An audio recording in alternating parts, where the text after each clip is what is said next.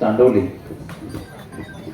या गावामध्ये जिल्हा परिषद आणि पंचायत समितीच्या निवडणुकीच्या प्रचारासाठी आणि महाराष्ट्र राज्याचे उपमुख्यमंत्री आदरणीय अजितदादा पवार यांना विनम्र अभिवादन करण्यासाठी उपस्थित सर्व माता भगिनी, ज्येष्ठ मार्गदर्शक, युवक सहकारी मित्र आणि आदरणीय व्यासपीठ, खास करून आपल्याला मार्गदर्शन करण्यासाठी आलेले, आपल्याकडे बिबटे वाघ जास्त आहे परंतु जुन्नरचे ढाणे वाघ या ठिकाणी आलेले शरददादा सोनवणे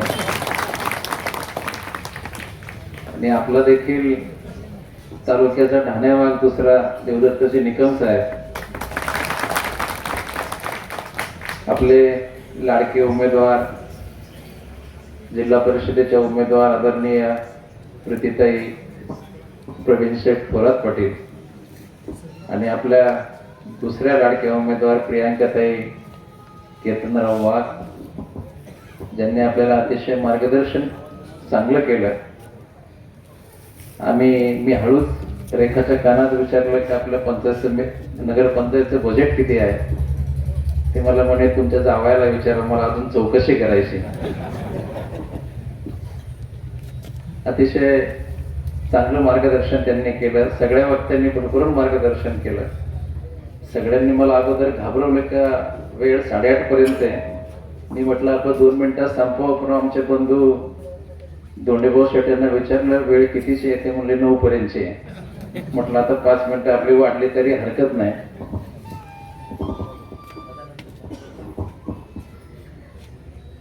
हा सगळा जनसमुदाय बघितल्यानंतर आपले उमेदवार विजयी होतील यासाठी काही ज्योतिषाची आपल्याला गरज लागणार नाही.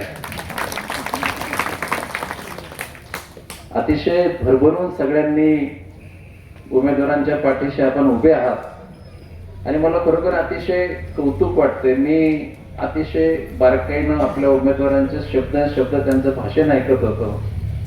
याच्यापेक्षा अजून काय प्रगल्भता पाहिजे, याच्यापेक्षा अजून काय हुशारी पाहिजे. खरा जर आपल्याला सदस्य जिल्हा परिषदेचा आणि पंचायत समितीचा पाहिजे असेल तर आदरणीय प्रीतीताई आणि या बाजूला प्रियांकाताई आणि दुसऱ्या बाजूला आमचा हा दुसरा ढाणे वाघ नितीन शेठ भालेराव, आंबेगाव तालुका कुस्तीगीर संघाचा अध्यक्ष आहे. एवढं त्याने तेल लावलं कोणत्या हातातच सापडत नाही.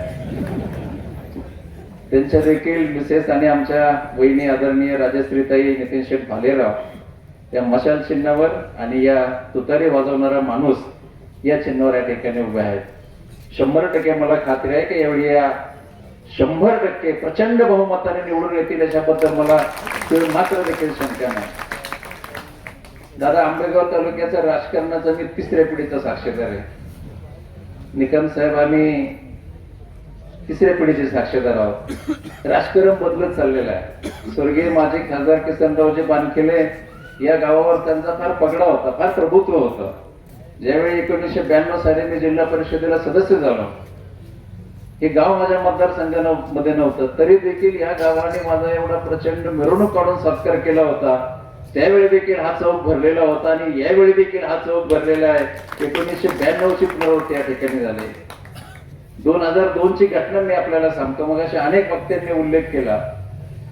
या तालुक्यामध्ये मंत्री असताना जिल्हा परिषदेला 5 पैकी 3 सदस्य हे शिवसेनेचे निवडून आले. 1 सदस्य विजय आढारी हा शिवसेना पुरस्कृत निवडून आला. त्यावेळी पेपरला बातमी आली की आंबेगावच्या शिवसैनिकांनी मंत्र्यांची ऊर्जा काढली, कारण त्यावेळी त्यांच्याकडे ऊर्जा खातं होतं आणि आता कोणतंच खातं नाही, ते बिन खात्याचे मंत्री आता. त्यामुळे आता ऊर्जा नाही आणि काहीच नाही. लोकशाहीचा जो 4था स्तंभ आहे दादा, इथं संदीप खडे मी बघितलं त्यांना, आता इकडे विलासराव भोर आहेत, यांनी खरी बातमी दिली. निरगुडसरच्या प्राथमिक आरोग्य केंद्रामध्ये कुटुंब नियोजनाच्या शस्त्रक्रिया केल्या आणि 50 महिलांना असं खाली झोपवलं, लादीवर, थंडीमध्ये लादीवर झोपवलं, खाली अंतरला सुद्धा काही नव्हतं. यांनी त्याचं वार्तांकन केलं, खऱ्या बातम्या दिल्या, यांच्यावर केसेस केल्या सरकारी कामात अडथळा आणला म्हणून. त्यांच्यासाठी आम्ही देखील मंत्रालयात गेलो होतो आणि बिबट्याचं आंदोलन झालं. सर्वसामान्य माणसाशी निगडीत असणारा हा प्रश्न निकम साहेबांनी त्याच्यामध्ये लीड घेतलं. 3 रास्ता रोको आंदोलन, एक रास्ता रोको आंदोलन पंचतळ्यावर भर पावसामध्ये झालं. आम्ही सगळे भर पावसात भिजलेलो होतो. त्यानंतरचं आंदोलन झालं, बिबट्याचे हल्ले सातत्याने वाढत होते. त्यानंतरचं आंदोलन रोडेवाडी फाट्यावर झालं आणि त्याच्यानंतर नंदी चौकामध्ये झालं. नंदी चौकामधलं रास्ता रोको आंदोलन तर अगदी इतिहासामध्ये नोंद व्हावी अशा प्रकारचं रास्ता रोको आंदोलन, मला वाटतं 17 ते 18 तास आंदोलन, 21 तास आंदोलन चाललं. आणि खऱ्या अर्थानं त्या आंदोलनानंतर शासनाला जाग आली, प्रशासनाला जाग आली. दादा तुम्ही देखील त्या आंदोलनामध्ये होते, पण त्याच्यामध्ये केसेस ह्या फक्त निकम साहेबांनी आमच्यावर झाल्या. माझ्या खिशात वॉरंट आहे बघा, उद्या आमची केस आहे. आम्ही घाबरत नाही. असे 100 केसेस येऊ द्या, लोकांसाठी अगदी फाशीला जायची जरी वेळ आली तरी निकम साहेबांनी हटणार नाही, कारण तुमच्या मागे आमच्या मागे तुम्ही.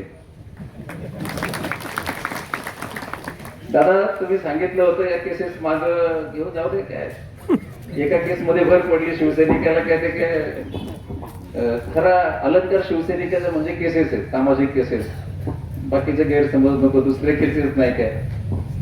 त्यामुळं या तालुक्यामध्ये सत्ताधारी जे होते, लोकप्रतिनिधी होते, त्यांना मस्ती आलेली. दादा सर्वसामान्य माणसाला त्रास द्यायचं काम चाललंय. आणि हा तालुक्याचा विकास मी नेहमी सांगतो, ते क्रिप्टोकरन्सी माहिती आहे तुम्हाला, आभासी विकास. तालुक्याचे शिल्पकार आता कसा शिल्प त्यांनी घडवले, आमच्या कमरेचं वाटोळं झालंय फार, तुम्हाला सांगतो. असले सगळे रस्ते आता निकम साहेबांचं झालंय ऑपरेशन, आमचे त्या बेतावर आहे आम्ही आता. भयानक परिस्थिती आहे. पिण्याच्या पाण्याचं बघा तुम्ही, ठेकेदार, त्यांचे ठेकेदारामध्ये ही सगळी माणसं गुंतलेली आहेत. एवढे 35 वर्ष तुम्ही या तालुक्यामध्ये राज्य केलंय, 20 वर्ष तुम्ही मंत्री होता. महाराष्ट्र राज्याच्या तिजोरीची चावी तुमच्या हातामध्ये होती. तुम्ही अर्थमंत्री होता. का कलमुडीची योजना झाली नाही? का माळसाकांची योजना झाली नाही? आणि निकम साहेब तुम्हाला देखील माहिती आहे की हे जे बंधारे झालेले आहेत, चांडोलीच्या लोकांना माहिती, कळमच्या लोकांना माहिती, 700 लोक या ठिकाणी बसली, छाच्या लोकांना माहिती, एकही बंधारा याच्यात त्यांनी केलेलं नाही. आणि केलं असं तर त्यांनी दाखवावं पत्र.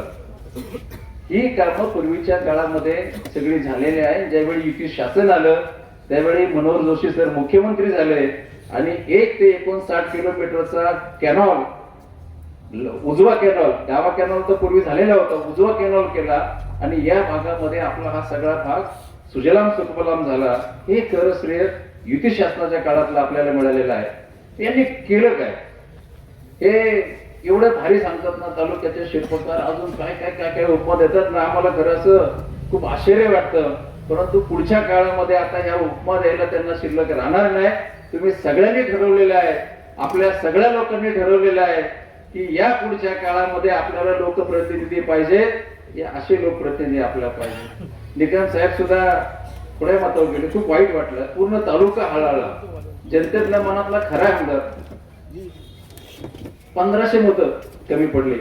दादा पिपाणीला 3000 मतं पडली, नाही तर यांचीच पिपाणी वाजली असते. पण पुढचा काळ निकम साहेब आपल्यासाठी चांगला आहे. तुम्ही काळजी करू नका, देव करू. तुम्ही जनतेच्या मनातले आमदार आहात.